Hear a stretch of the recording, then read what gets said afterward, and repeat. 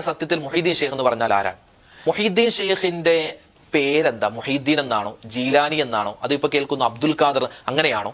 അങ്ങനെ തുടങ്ങി മുഹീദ്ദീൻ ഷെയ്ഖ് ഖദ്ദസല്ലാഹു സിറഹുൽ അസീസ് മഹാനവറുകളുമായി ബന്ധപ്പെട്ട് ഒരു മുസ്ലിം എന്ന നിലയിൽ ഞാനും നിങ്ങളും അറിഞ്ഞിരിക്കേണ്ട അത്യാവശ്യം കാര്യങ്ങൾ പറയുന്ന ഒരു വീഡിയോ ആണ് ഇൻഷാ അല്ലാഹ് നമ്മൾ ഇന്ന് കേൾക്കാൻ പോകുന്നത്. ആരാണ് മുഹീദ്ദീൻ ഷെയ്ഖ്? മാത്രമല്ല ഈ മഹാനായ മുഹീദ്ദീൻ ഷെയ്ഖ് എന്നൊക്കെ പറഞ്ഞാൽ സ്വർഗത്തിൽ കടക്കുന്ന ആളുകളല്ലേ, അല്ലെ, ഔലിയാക്കന്മാരിൽപ്പെട്ട ആളുകളാണ്. അവരൊക്കെ സ്വർഗത്തിൽ കടക്കാൻ എന്താണ് ചെയ്തത്? നമുക്കും അത് ചെയ്യാം. അപ്പൊ ഇൻഷാ അല്ലാഹ് എന്തൊക്കെ കാര്യങ്ങളാണ് അവർ ജീവിതത്തിൽ ചെയ്തതെന്ന് കേൾക്കുന്നതോടൊപ്പം തന്നെ ഈ ഔലിയാക്കന്മാർ സ്ഥിരമായി പിടിച്ചിരുന്ന, പ്രത്യേകിച്ച് മുഹീദ്ദീൻ ഷെയ്ഖ് ഉൾപ്പെടെയുള്ള ഔലിയാക്കന്മാർ സ്ഥിരമായി പറഞ്ഞിരുന്ന ഒരു 2 ദിക്ർ നമുക്കൊന്ന് കേട്ടാലോ? ഇൻഷാ അല്ലാഹ് വീഡിയോ അവസാനം വരെ കാണാൻ മറക്കണ്ട. അള്ളാഹു സ്വീകരിക്കട്ടെ. അസ്സലാമു അലൈക്കും വറഹ്മത്തുള്ളാഹി തആല വബറകാതുഹു. ബിസ്മില്ലാഹിർ റഹ്മാനിർ റഹീം. അൽഹംദുലില്ലാഹി റബ്ബിൽ ആലമീൻ വൽആഖിബത്തു ലിൽമുത്തഖീൻ വസ്സലാത്തു വസ്സലാമു അലാ സയ്യിദിനാ മുഹമ്മദിൻ വഅലാ ആലിഹി വസ്വഹ്ബിഹി അൽഫായിസീന അജ്മഈൻ. അമ്മാ ബഅദ്.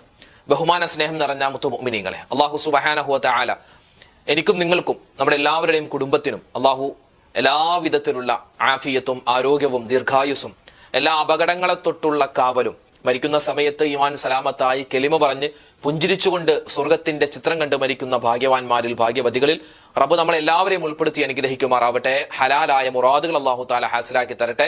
ആമീൻ ആമീൻ യാ റബ്ബൽ ആലമീൻ. പ്രിയപ്പെട്ട മുഅ്മിനീങ്ങളെ, ഇന്ന് വിശുദ്ധമായ റബീഉൽ ആഖിർ മാസത്തിന്റെ 2ാമത്തെ വെള്ളിയാഴ്ച രാവാണ്. ഇന്നത്തെ മഗ്‌രിബോട് കൂടി വരുന്നത്. നാളെ 2ാമത്തെ വെള്ളിയാഴ്ച പകലാണ്. അൽഹംദുലില്ലാഹ്, അല്ലാഹു റബ്ബുൽ ഇസ്സത്ത് ചെയ്യുന്ന അമലുകളെല്ലാം പരിപൂർണമായി സ്വീകരിക്കുമാറാവട്ടെ. ആമീൻ യാ റബ്ബൽ ആലമീൻ. ഇന്ന് റബീഉൽ ആഖിർ മാസം 9ാമത്തെ ദിവസമാണ്. നാളെ വെള്ളിയാഴ്ച റബീഉൽ ആഖിർ 10, മറ്റന്നാൾ ശനിയാഴ്ച റബീഉൽ ആഖിർ 11 ആണ്. റബീഉൽ ആഖിർ, റബീഉൽ അവ്വൽ എന്ന് പറഞ്ഞാൽ എന്താണ്? അത് നബി സല്ലല്ലാഹു അലൈഹി വസല്ലമ തങ്ങളുടെ ഓർമ്മകൾ തിങ്ങി നിറഞ്ഞ, നബിതങ്ങളുമായി ബന്ധപ്പെട്ട് ഒരുപാട് മൗലിദുകളും മദ്ഹുകളും അതുപോലെ തന്നെ മതപ്രഭാഷണങ്ങളും അതുപോലെ നബിദിനത്തിന്റെ പരിപാടികളും ഒക്കെ ആയിട്ട് ഒരു നബി ചിന്ത ഒരുപാട് മറ്റു മാസങ്ങളിലൊക്കെ നമുക്ക് ഉണ്ടാവണം. പക്ഷെ അതിനേക്കാളൊക്കെ ഉപരിയായി നബിതങ്ങളുടെ ആ ജനനം കൊണ്ട് അനുഗ്രഹീതമായ ആ മാസത്തിൽ നബിയെപ്പറ്റി നമ്മൾ കൂടുതൽ പറയുകയും നമ്മുടെ ചാനലിൽ തന്നെ അൽഹംദുലില്ലാഹ് എത്രയോ ദിവസം നമ്മൾ മൗലിദ് ഓതി ലക്ഷക്കണക്കിന് ആളുകളാണ് ആ മൗലിദിന്റെ മജ്‌ലിസിലൊക്കെ പങ്കെടുത്തത്. എല്ലാം അല്ലാഹു തആല സ്വീകരിക്കട്ടെ. അപ്പൊ ഒരു നബി ചിന്തയുള്ള ഒരു മാസമായിരുന്നു റബീഉൽ അവ്വൽ. അത് കഴിഞ്ഞിപ്പോ നമ്മളിലേക്ക് വന്നിട്ടുള്ള റബീഉൽ ആഖിർ എന്ന് പറഞ്ഞാൽ 2ാം വസന്തം എന്നാണ്. റബീഉൽ സാനി, റബീഉൽ ആഖിർ, ഇത് ഔലിയാക്കന്മാരെ പറ്റി പറയുന്ന ഒരു മാസമാണ്. റബീഉൽ ആഖിർ എന്ന് പറയുമ്പോൾ അതിലെ ഒരുപാട് മഹത്തുക്കൾ വഫാത്തായി പോയിട്ടുണ്ട്. പ്രത്യേകിച്ച് നമ്മളൊക്കെ സ്മരിക്കുന്ന, ഇപ്പൊ നമ്മുടെ നാടുകളിലും പള്ളികളിലും പല മഹല്ലത്തുകളിലും ഒക്കെ ആ ഒരു പരിപാടിയുടെ തുടക്കമെന്നോണം പല കാര്യങ്ങളും ചെയ്തു കഴിഞ്ഞു. വേറൊന്നുമല്ല, മഹാനായ സുൽത്താനുൽ ഔലിയ, ഔലിയാക്കന്മാരുടെ സുൽത്താൻ എന്ന് മുസ്ലിം ലോകം ഏകോപിച്ചു പറഞ്ഞിട്ടുള്ള മഹാനായ അശ്ശൈഖ് മുഹയ്യിദ്ദീൻ അബ്ദുൽ ഖാദിർ അൽ ജീലാനി ഖദ്ദസല്ലാഹു സിറഹുൽ അസീസ് മഹാനവറുകൾ വഫാത്തായ ദിനമാണ് ഈ വരുന്ന ശനിയാഴ്ച, അതായത് റബീഉൽ ആഖിർ 11. അതിന് നമ്മൾ പറയുന്ന പേരാണ് ജീലാനി ദിനം, അല്ലെ? ജീലാനി ദിനം എന്ന് നമ്മൾ പറയുന്നത് എന്താ ഈ ജീലാനി ദിനം എന്ന് പറഞ്ഞാൽ മഹാനായ ജീലാനി ഷെയ്ഖ് ഖദ്ദസല്ലാഹു സിറഹുൽ അസീസ്, മഹാനായ മുഹയ്യിദ്ദീൻ ഷെയ്ഖ് എന്ന് പറയും, ജീലാനി തങ്ങൾ എന്ന് പറയും, അബ്ദുൽ ഖാദിർ തങ്ങൾ എന്ന് പറയും. അങ്ങനെ പല പല പേരുകളിലാണ് മഹാനവറുകൾ അറിയപ്പെടുന്നത്. എന്തുമാവട്ടെ, മുഹയ്യിദ്ദീൻ ഷെയ്ഖ് എന്നൊക്കെ പറയാറുണ്ട്. അപ്പൊ ഈ മുഹയ്യിദ്ദീൻ ഷെയ്ഖ് തങ്ങൾ വഫാത്തായ ദിനമാണ് എന്ത്? റബീഉൽ ആഖിർ 11. അതിനാണ് ഈ ജീലാനി ദിനം എന്ന് പറയുന്നത്. അപ്പൊ ജീലാനി ദിനം ഇതാ നമ്മുടെ തൊട്ട് അരികത്തെത്തി. മറ്റന്നാൾ ജീലാനി ദിനമാണ്. അപ്പൊ ഇൻഷാ അല്ലാഹ് നമുക്കൊന്ന് പഠിച്ചാലോ? ആരാണ് ഷെയ്ഖ്? നമ്മൾ എല്ലാ വർഷവും ഈ ജീലാനി ദിനവുമായി ബന്ധപ്പെട്ട് മഹാനവറുകളെ പറ്റി നമ്മൾ പറയാറുണ്ട്. മഹാനവറുകളെ പറ്റിയുള്ള ഒരുപാട് ചരിത്രങ്ങൾ നമ്മൾ അയവിറക്കാറുണ്ട്. അതെന്താണ്? നമുക്ക് ഗുണമാണ്, അല്ലെ? അത് നമുക്ക് ഗുണമാണ്. ഇവിടെ ഒരു ഹദീസിൽ കാണാൻ പറ്റും, നബി സല്ലല്ലാഹു അലൈഹി വസല്ലമ തങ്ങൾ പറഞ്ഞതായി മഹത്തുക്കൾ പറയുന്നുണ്ട്. എന്ത്? ദിക്റുൽ അംബിയാഇ ഇബാദ, അമ്പിയാക്കന്മാരെ പറ്റി പറയുക. മഹാനായ ആദം നബി അലൈഹി സ്വലാത്തു വസ്സലാം മുതൽ ഇങ്ങോട്ട് വന്നാൽ നബി സല്ലല്ലാഹു അലൈഹി വസല്ലമ തങ്ങൾ വരെയുള്ള അമ്പിയാക്കന്മാരെ പറ്റി നമ്മളിങ്ങനെ പറയുക, അല്ലെങ്കിൽ അവരെ പറ്റി പറയുന്നത് കേൾക്കുന്നത് എന്താണ്? അത് ഇബാദത്താണ്. വദിക്റു സ്വാലിഹീന കഫാറത്തു ദുനൂബ്, സ്വാലിഹീങ്ങളായ ആളുകളെ പറ്റി പറയുക. സ്വഹാബിമാര്, ഔലിയാക്കന്മാര്, നമ്മുടെ മുൻഗാമികളായ ഒരുപാട് മഹത്തുക്കൾ, അല്ലെ? അവരൊക്കെ മരണപ്പെട്ടു പോയിട്ടില്ലേ? ജീവിച്ചിരിക്കുന്നവരും മരണപ്പെട്ടവരുമായ ആ മഹത്തുക്കളെ പറ്റി, സ്വാലിഹീങ്ങളെ പറ്റി പറയുക. അവരെ പറ്റി പറയുന്നത് കേൾക്കുന്നത് എന്താണ്? കഫാറത്തു ദുനൂബ്, നമ്മുടെ തെറ്റുകൾ പൊറുക്കപ്പെടാൻ കാരണമാണ്. അപ്പൊ അതുകൊണ്ട് വലിയൊരു ഔലിയായിനെ പറ്റി പറയുന്ന ഒരു ക്ലാസ് ആണിത്. അതുകൊണ്ട് അൽഹംദുലില്ലാഹ് ഇത് ആദ്യാവസാനം കേൾക്കുമ്പോൾ നമുക്ക് കിട്ടുന്നത് മഹാനവറുകളെ പറ്റി ഒരുപാട് ഇൽമുകൾ, ഒരുപാട് അറിവുകൾ നമുക്ക് കിട്ടുന്നതോടൊപ്പം തന്നെ നമ്മുടെ തെറ്റുകൾ പൊറുക്കപ്പെടാനും ഈ ഒരു 20 മിനിറ്റ് അല്ലെങ്കിൽ 25 അല്ലെങ്കിൽ 18 മിനിറ്റ് ഉപകാരപ്രദമാണ് എന്നൊരു ബോധ്യം ഈ പറയുന്ന എനിക്കും കേൾക്കുന്ന നിങ്ങൾക്കും ഉണ്ടാവണം.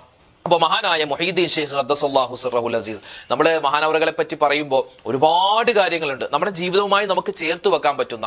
മഹാനവറുകളുടെ ജീവിതത്തിൽ നിന്നും നമ്മുടെ ജീവിതത്തിലേക്ക് കൊണ്ടുവരേണ്ട നിരവധി കാര്യങ്ങളുണ്ട്. അതൊക്കെ ഇൻഷാ അല്ലാഹ് നമ്മൾ വഴിയെ പറയുകയാണ്. അപ്പോ മഹാനായ ഷെയ്ഖ് ജീലാനി ഖദ്ദസല്ലാഹു സിർറഹുൽ അസീസ്, മഹാനവറുകളുടെ വഫാത്ത് ദിനം ജീലാനി ദിനം അത് ഈ വരുന്ന ശനിയാഴ്ചയാണ്. മുസ്ലിം ലോകം മുഴുവനും മഹാനവറുകളെ സ്മരിച്ചു കൊണ്ടിരിക്കുകയാണ്. അൽ മർഉ മഅ മൻ അഹബ്ബ, നബി തങ്ങളുടെ ഒരു ഹദീസിൽപ്പെട്ടതാണ്.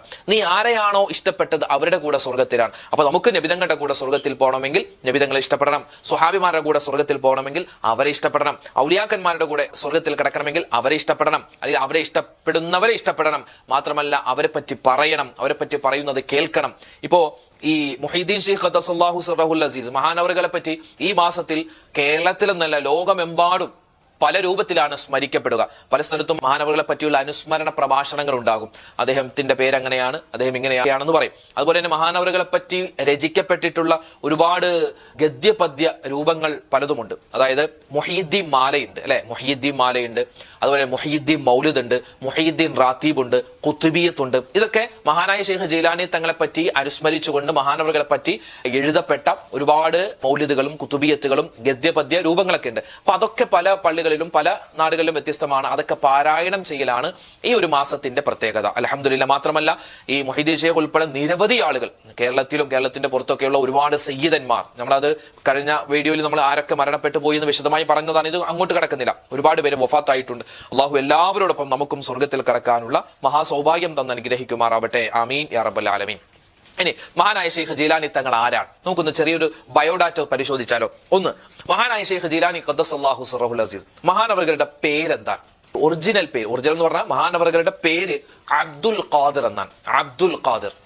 ഇവിടെ തന്നെ നമുക്ക് ഒരുപാട് കാര്യങ്ങൾ ഒന്ന് ചർച്ച ചെയ്താലോ. പേര് നമ്മുടെ മക്കൾക്ക് ഇപ്പൊ പേരിടാറുണ്ട്, അല്ലെ? ഒരുപാട് പേര് അന്വേഷിച്ച് നടക്കുന്ന ആളുകളാണ് പല ഉമ്മമാരും വാപ്പമാരും. ഭാര്യ ഗർഭിണിയാകുമ്പോ തന്നെ, ആ സഹോദരി ഗർഭിണിയാകുമ്പോ തന്നെ എന്താണ്, കുട്ടിയാണാണോ എന്നറിയില്ല, പെണ്ണാണോ എന്നറിയില്ല, പക്ഷെ പേര് റെഡിയാക്കി വെക്കാറുണ്ട് പലരും. ആയിക്കോട്ടെ, അതൊക്കെ നല്ല കാര്യമാണ്. പക്ഷെ പേരിടുമ്പോൾ അർത്ഥമുള്ള നല്ല പേരുകൾ, മഹാന്മാരുടെ പേരുകൾ ഒക്കെ ഇട്ടാൽ അത് വലിയ ഗുണമാണ്.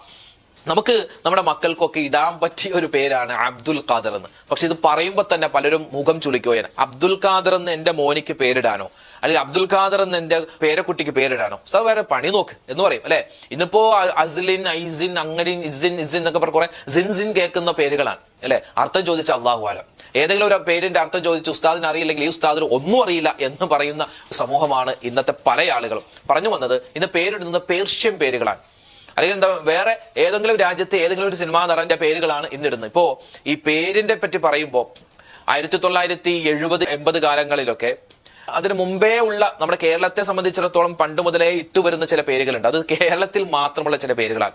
ഒന്ന് അഹമ്മദ് കുട്ടി, അതുപോലെ തന്നെ മുഹമ്മദ് കുട്ടി, മുഹമ്മദ് കുഞ്ഞ്, അതുപോലെ തന്നെ എന്താണ് മൊയ്തീൻ കുഞ്ഞ്. ഇങ്ങനെ ചില കുഞ്ഞ്, കൊച്ച്, ഇപ്പൊ കൊച്ചു മുഹമ്മദ്, അങ്ങനെയൊക്കെ പേരുണ്ടല്ലോ. അതൊക്കെ കേരളത്തില് നമ്മൾ ഇടുന്ന പേരുകളാണ്. വേറെ ഒന്നുമില്ല, നമ്മുടെ ആ നാടുമായി ബന്ധപ്പെട്ടു ഇഴുകിച്ചേർന്ന ആളുകൾ അതിൽ ഇടുന്ന പേരുകളാണ്. എന്തുമാവട്ടെ, അത് തെറ്റാണെന്നല്ല. അങ്ങനെ ഇടുന്ന പേരുകൾ ഞാൻ ചോദിക്കട്ടെ, ഇന്ന് എത്ര പേര് സ്വന്തം മക്കൾക്ക് അത്തരത്തിലുള്ള പേരുകൾ ഇടുന്നുണ്ട്? അതായത് കൊച്ചു മുഹമ്മദ് എന്ന പേരിടണമെന്നല്ല, ആ മുഹമ്മദ് എന്ന പേര് എത്ര പേര് ഇടുന്നുണ്ട്? ഈ മൊയ്തീൻ എന്ന് പറഞ്ഞാൽ മൊയ്തീൻ എന്ന് മലയാളീകരിച്ച് ചിലപ്പോൾ വിളിക്കുന്നതായിരിക്കും. മൊയ്തീൻ എന്നത് അറബി വാക്കെന്നല്ല, മുഹയ്യിദ്ദീനാണ് ഇത് മൊയ്തീനായി മാറിയത്. അതുപോലെ കുഞ്ഞു മൊയ്തീൻ കുഞ്ഞ്, അങ്ങനെ പല പല പേര് പറയാറുണ്ട്. മൊയ്തീൻ എന്നല്ല, ഇടുന്ന ആളുകൾ ഉണ്ടായിക്കോട്ടെ, അതല്ല ഞാൻ പറഞ്ഞത്. പേര് അതിന്റെ യഥാർത്ഥ അസ്ൽ എന്ന് പറഞ്ഞാൽ അതിന്റെ അടിസ്ഥാനം മുഹയ്യിദ്ദീനാണ്. മുഹയ്യിദ്ദീനിൽ നിന്നാണ് പിന്നീട് മൊയ്തീനൊക്കെ ആയി മാറിയത്. പിന്നെ അബ്ദുൽ ഖാദർ എന്ന പേര്, ഇപ്പൊ നമ്മൾ ചർച്ച ചെയ്താണ്. അബ്ദുൽ ഖാദർ കേൾക്കുമ്പോൾ നമ്മുടെ പെട്ടെന്ന് മനസ്സിലാന്ന് വരുന്നത് എന്താ? നമ്മുടെ വീടിന്റെ അപ്പുറത്തുള്ള, നമ്മുടെ വീടിന്റെ അയൽവാസിയായ, അല്ലെങ്കിൽ നമ്മുടെ കുടുംബത്തിൽ തന്നെയുള്ള ഒരു തലയെക്കെട്ടൊക്കെ കെട്ടി ഒരു കഷണ്ടിയായ, അല്ലെങ്കിൽ എന്താണ് ഒരു മുറുക്കി തുപ്പുന്ന പല്ലൊക്കെ പോയ ഒരു ഉപ്പാപ്പ, അല്ലെ? ഒരു വയസ്സായ കാരണവര്, മൂപ്പരെയാണ് നമുക്ക് അബ്ദുൽ ഖാദർ കാക്ക എന്ന് വെക്കുമ്പോൾ അങ്ങനെയാണ് ഓർമ്മ വരുന്നത്. പക്ഷേ അബ്ദുൽ ഖാദർ എന്ന് പറഞ്ഞാൽ വയസ്സന്മാർക്കുള്ളൊരു പേരായി പലരും കൊടുത്തു കഴിഞ്ഞു. ഒരിക്കലും അങ്ങനെയല്ല. മുഹമ്മദ് കുട്ടി എന്ന പേരാണ് മമ്മൂട്ടി ആയത് മാറി. മമ്മൂട്ടിയായി ഇപ്പോൾ ഒരാളുടെ പേര് സൂട്ടാകുന്നത് അയാൾക്കൊരു സൗന്ദര്യമുണ്ട്, അയാൾക്ക് കാണാൻ കൊള്ളാം എങ്കിൽ അയാളുടെ പേര് നല്ല രസമാണ്. ഒരാളെ കാണാൻ കൊള്ളൂല എങ്കിൽ അയാൾക്ക് ഇടുന്ന പേരും കൊള്ളൂല. അങ്ങനെ ഒരു മനോഭാവം ഇന്ന് ചില ആളുകളിലുണ്ട്. ഒരിക്കലും അങ്ങനെയല്ല. ഇപ്പൊ ഞാൻ നേരത്തെ പറഞ്ഞ അബ്ദുൽ ഖാദർ എന്ന് കേൾക്കുമ്പോൾ നമ്മുടെ മനസ്സിൽ വരുന്നതാണ് ഒരു പഴയ കാർന്നോര്. അപ്പൊ കാർന്നോമാർക്കിടേണ്ട പേരാണ് അബ്ദുൽ ഖാദർ എന്ന ഒരു ചിന്താഗതി ഇന്നത്തെ സമൂഹത്തിൽ വന്നുപോയി. ഒരിക്കലും അങ്ങനെ ഉണ്ടാവാൻ പാടില്ല. പറഞ്ഞു വന്നത് അബ്ദുൽ ഖാദർ എന്ന പേര്, ഇതാണ് മഹാനവകളുടെ ഒറിജിനൽ പേര്. പിന്നെ ജീലാനി തങ്ങൾ എന്നൊക്കെ നമ്മൾ പറയും. അതെന്താണ്? അത് ഇന്നത്തെ ഇറാനിലുള്ള ജീലാൻ എന്ന് പറയുന്ന ഒരു ഗ്രാമത്തിലാണ് മഹാനവറുകൾ ജനിച്ചത്. അതുകൊണ്ട് ആ നാടിനോട് ചേർത്ത് ജീലാനി എന്ന് പറയപ്പെടുന്നു. മഹാനവറുകളുടെ ജനനം എപ്പോഴാണ്? അത് ഹിജ്റ 470 ക്രിസ്താബ്ദം 1077 പരിശുദ്ധമായ റമളാൻ 1 മഹാനവറുകൾ ജനിക്കുന്നത്. മഹാനവറുടെ പിതാവിന്റെ പേര്, വാപ്പച്ചിയുടെ പേര് സയ്യിദ് അബൂ സ്വാലിഹ് മൂസ എന്നാണ് മഹാനവറുടെ വാപ്പയുടെ പേര്. ഉമ്മയുടെ പേര് ഉമ്മുൽ ഖൈർ ഫാത്തിമ എന്നാണ് മഹാനവറുടെ ഉമ്മയുടെ പേര്. 18 വയസ്സ് വരെ ഈ മഹാനായ മുഹീദ്ദീൻ ഷെയ്ഖ്, ഈ മുഹീദ്ദീൻ എന്ന പേര് വരാൻ വേറൊരു കാരണമാണ്. മഹാനവറുകളെ ജീലാനി തങ്ങൾ എന്ന് പറയും, അബ്ദുൽ ഖാദർ തങ്ങൾ എന്ന് പറയും, അതുപോലെ മുഹീദ്ദീൻ ഷെയ്ഖ് എന്ന് പറയും. അങ്ങനെ പല പല പേരിൽ പലരും പറയാറുണ്ട്. അപ്പോൾ ഈ മുഹീദ്ദീൻ എന്ന പേര് വരാനുള്ള കാരണം വേറെ ഒരു കാരണമാണ്. ഇൻഷാല്ലാഹ് ശേഷം പറയാം. അപ്പൊ 18 വയസ്സ് വരെ മഹാനവറുകൾ എന്താണ്? തന്റെ ഉമ്മാടെ വാപ്പ ചെറുപ്പത്തിലെ മരണപ്പെട്ടു പോയി. അപ്പൊ ഉമ്മാടെ വാപ്പാടെ സംരക്ഷണം, വല്ലുപ്പാടെ സംരക്ഷണത്തിലും ഉമ്മാടെ സംരക്ഷണത്തിലുമാണ് വളർന്നത്. അപ്പൊ ഈ 18 വയസ്സ് വരെ ആടിനെ മേയ്ക്കാനും കൃഷിപ്പണി ചെയ്യാനൊക്കെയാണ് പോകുന്നത്. അങ്ങനെ മഹാനവറുകൾ ഒരിക്കലും ഇങ്ങനെ ഈ ആടിനെ മേയിച്ചുകൊണ്ടിരിക്കുന്ന സമയത്ത് ആ മൃഗം തന്നെ മഹാനവറുകളോട് ഇങ്ങനെ പറയുന്നത് പോലെ തോന്നിയെന്നാണ്. ആ മൃഗം, മുമ്പിൽ നിൽക്കുന്ന മൃഗം ഇങ്ങനെ പറഞ്ഞു എന്നാണ്, നീ എന്നെ മേയ്ക്കാൻ വേണ്ടിയാണോ പടച്ചോൻ നിന്നെ അയച്ചത്? ആ മൃഗം ഇങ്ങോട്ട് സംസാരിക്കുന്നത് പോലെ മഹാനവറുകൾക്ക് അനുഭവപ്പെട്ടു എന്നാണ്. അതിനുശേഷമാണ് പിന്നീട് വിശുദ്ധമായ ഗ്രന്ഥങ്ങൾ, വിശുദ്ധ ഖുർആനും ഹദീസും ഒക്കെ പഠിക്കാൻ വേണ്ടിയുള്ള ആ ഒരു ത്വര ഉണ്ടാകുന്നത്. ശേഷം പഠനകാലം 33 വർഷം പഠിച്ചു എന്നാണ്. 33 വർഷം പല സ്ഥലങ്ങളിൽ ചെന്ന് പല ഉസ്താദുമാരെ കണ്ട് ഒരുപാട് കാര്യങ്ങൾ പഠിച്ചു എന്നാണ്. 33 വർഷക്കാലം പഠനകാലമായിരുന്നു. പിന്നീട് പഠനം കഴിഞ്ഞ് കർമ്മരംഗത്തേക്ക് വന്നു. ആ പഠിച്ച കാര്യം മറ്റുള്ളവർക്ക് പകർന്നു കൊടുക്കുന്നത് 40 വർഷമായിരുന്നു. ബാഗ്ദാദിലാണ് മഹാനവറുകൾ വഫാത്തായി ഖബർസ്ഥാനുള്ളത്. 73 വർഷം മഹാനവറുകൾ ബാഗ്ദാദിൽ ഉണ്ടായിരുന്നു എന്നാണ്. മുഹീദ്ദീൻ ഷെയ്ഖിന്റെ ഉമ്മാക്ക് 60 വയസ്സുള്ളപ്പോഴാണ് മഹാനായ മുഹീദ്ദീൻ ഷെയ്ഖ് ജനിക്കുന്നതെന്നാണ്. പിതാവ് ചെറുപ്പത്തിലേ മരണപ്പെട്ടു പോയി. മഹാനവറുകളുടെ വഫാത്ത് നടക്കുന്നത് ഹിജ്റ 561 അതായത് റബിയുൽ ആഖിർ 11 വഫാത്ത്. അത് ക്രിസ്താബ്ദം 1165 വഫാത്തിന്റെ സമയത്ത് വയസ്സ് 91 ഇറാഖിലുള്ള ബാഗ്ദാദിലാണ് മഹാനവറുകളുടെ ഖബർ ഷരീഫ് ഉള്ളത്. ഇതാണ് മഹാനായ മുഹീദ്ദീൻ ഷെയ്ഖിനെ പറ്റിയുള്ള ചെറിയ ഒരു ബയോഡാറ്റ. ഇനി വിശദീകരണത്തിലേക്ക് വന്നാൽ ഒരുപാട് പറയാനുണ്ട്. ഒന്നാമത് അദ്ദേഹത്തിന്റെ വാപ്പയുടെയും ഉമ്മയുടെയും പരമ്പര തന്നെ അത് നമുക്ക് പകരം വെക്കാനില്ലാത്ത പരമ്പരയാണ്. അത് തന്നെയാണ് മഹാനവറുകളെ ലോകം അറിയപ്പെടാനുള്ള വലിയൊരാളാക്കി മാറ്റിയതെന്നാണ്. എങ്ങനെ? മഹാനവറുകളുടെ ഇപ്പോ നബി സല്ലല്ലാഹു അലൈഹി വസല്ലമ തങ്ങളുടെ പരമ്പര, നബി തങ്ങളുടെ വാപ്പ അബ്ദുള്ള തങ്ങളാണ്. ഈ അബ്ദുള്ള എന്നവരുടെ വാപ്പ അബ്ദുൽ മുത്തലിബാൻ, അബ്ദുൽ മുത്തലിബിന്റെ വാപ്പ ഹാഷിമാൻ, ഹാഷിമിന്റെ വാപ്പ അബ്ദുൽ മനാഫാൻ, അബ്ദുൽ മനാഫിന്റെ വാപ്പ ഖുസയ്യാൻ, ഖുസയ്യിന്റെ വാപ്പ കിലാബാൻ. ഇനി ഉമ്മയെടുത്താൽ നബി തങ്ങളുടെ ഉമ്മ ആമിന ബീവി, ആമിന ബീവിയുടെ വാപ്പ വഹബ്, വഹബ് എന്നവരുടെ വാപ്പ അബ്ദുൽ മനാഫ്, അബ്ദുൽ മനാഫ് എന്നവരുടെ വാപ്പ സുഹൈർ, സുഹൈർ എന്നവരുടെ വാപ്പ കിലാബ്. അപ്പോ ഈ നബി തങ്ങളുടെ വാപ്പയുടെയും ഉമ്മയുടെയും പരമ്പര ഇങ്ങനെ പോയി അവസാനം മുട്ടുന്നത് എവിടെയാണെന്നറിയോ? നബി തങ്ങളുടെ ഉമ്മയുടെയും വാപ്പയുടെയും പരമ്പര ഇങ്ങനെ പോയി അവസാനം മുട്ടുന്നത് മഹാനായ ഇബ്രാഹിം അലൈഹിസ്സലാത്തു വസ്സലാമിന്റെ പരമ്പരയിലാണ്. അപ്പൊ നബി തങ്ങളുടെ പരമ്പര മുകളിലേക്ക് പോയാൽ ഇബ്രാഹിം നബിയിലാണ് പോയി മുട്ടുന്നത്. ഇനി നബി തങ്ങളുടെ പരമ്പര താഴേക്ക് വന്നാലോ? നബി സല്ലല്ലാഹു അലൈഹി വസല്ലം തങ്ങൾ, നബി തങ്ങളുടെ മകളാകുന്ന ഫാത്തിമ ബീവി. ഫാത്തിമ ബീവിക്ക് 2 മക്കളുണ്ട്, പ്രധാനപ്പെട്ട അല്ലെ, ഒന്ന് ഹസൻ, 2 ഹുസൈൻ. അപ്പോ ഈ ഫാത്തിമ ബീവിയുടെ 2 മക്കൾ, ഹസൻ, ഒരു മകൻ ഹസൻ. ഹസൻ എന്ന ആ നബി തങ്ങളുടെ പേരക്കുട്ടി ഹസൻ റളിയല്ലാഹു തആല അൻഹു മഹാനവറുകളുടെ പരമ്പര മക്കൾ ആ പരമ്പരയിലാണ് മുഹീദ്ദീൻ ഷെയ്ഖിന്റെ വാപ്പ വരുന്നത്, സയ്യിദ് അബൂ സ്വാലിഹ് മൂസ വരുന്നത്. ഇനി നബി സല്ലല്ലാഹു അലൈഹി വസല്ലം തങ്ങളുടെ മകളാകുന്ന ഫാത്തിമ ബീവിയുടെ മറ്റൊരു മകനാണ് ഹുസൈൻ റളിയല്ലാഹു അൻഹു. ഈ ഹുസൈൻ റളിയല്ലാഹു അൻഹുവിന്റെ പരമ്പര വന്നാണ് ഈ മുഹീദ്ദീൻ ഷെയ്ഖിന്റെ ഉമ്മ വരുന്നത്, ഫാത്തിമ ഉമ്മുൽ ഖൈർ വരുന്നത്. അപ്പോ നബി തങ്ങളുടെ പരമ്പര മുകളിലേക്ക് പോയാൽ ഇബ്രാഹിം നബിയിൽ മുട്ടുന്നത് പോലെ നബി സല്ലല്ലാഹു അലൈഹി വസല്ലം തങ്ങളുടെ പരമ്പര ഇങ്ങോട്ട് താഴേക്ക് വന്നാൽ ഫാത്തിമ ബീവിയിലൂടെ, ഹസൻ തങ്ങളിലൂടെ, ഹുസൈൻ തങ്ങളിലൂടെ താഴേക്ക് വന്നാൽ അത് എവിടെ വരുന്നു മുട്ടുന്നു? അത് മഹാനായ മുഹീദ്ദീൻ ഷെയ്ഖ് ഖദ്ദസല്ലാഹു സിറഹുൽ അസീസിൽ വന്ന് മുട്ടുന്നു. ഇനി ആ പരമ്പര താഴേക്ക് ഇനിയും വരുന്നുണ്ട്. അതിങ്ങനെ വന്ന് അവസാനം ഇമാം മഹ്ദിയിലേക്ക് എത്തുന്നു.